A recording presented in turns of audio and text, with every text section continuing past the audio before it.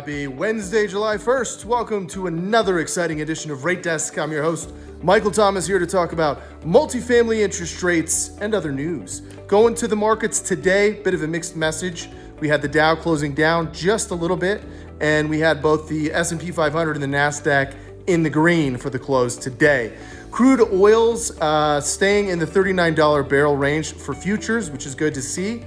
We are seeing an uptick on the U.S. 10-year Treasury yields by about 2 basis points. So those are around 0.68 today. That's 68 basis points. Jumping over to the multifamily interest rates, mid-range indicative on the 223F has actually moved up about 7 basis points, quoting 254 today. That's 2.54 fixed for 35 years.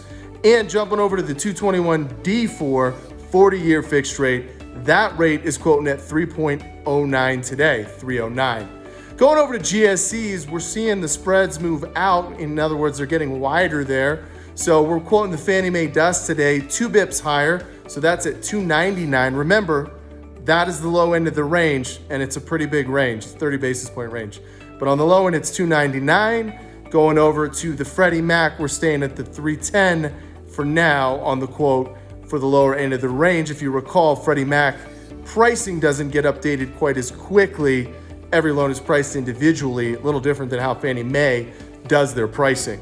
What I want to speak with you about today before this holiday is I'm thinking, it's July 4th and there's going to be outdoor activities and there's going to be folks using area amenities and, community spaces, if you will. And it just got me thinking about the future of the campus style living in multifamily. And I know I've spoke about that before, but I want to talk more about wellness within your community. I think there's an opportunity to create more calming features, more walkability within the campuses. A lot of multifamily developments historically have, really sold the fact that they're near a park or they're located near and adjacent to certain things.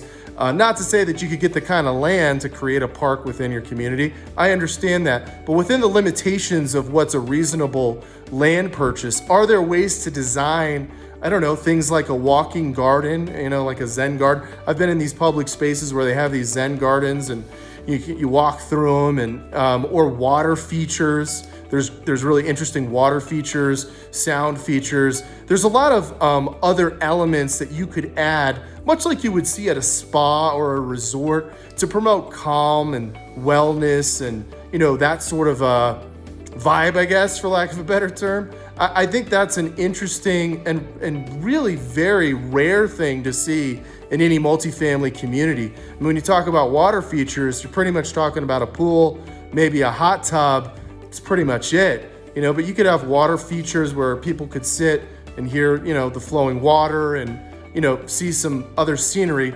Community gardens are an interesting idea. I like that idea a lot. I think it's got a ways to go before it becomes something maybe larger or scalable. The ones that I've seen, like the community I'm in now, and other ones that I've seen, are just these small square plots. So, a handful of residents really get to play around in those gardens. But how would you, do that on a larger scale? How would you create outdoor interactions for everybody that lives within your community? Again, those are just the kinds of thoughts that are coming to me as I'm, seeing opportunities to make community living more relaxing, more integrated with nature within the campus of the multifamily development and community, rather than just purely relying on the exterior. So that's my thought of the day. I wish you all a happy 4th of July. Have a great weekend and tune back in on Monday for another exciting edition of Rate Desk. I'm your host, Michael Thomas, signing off.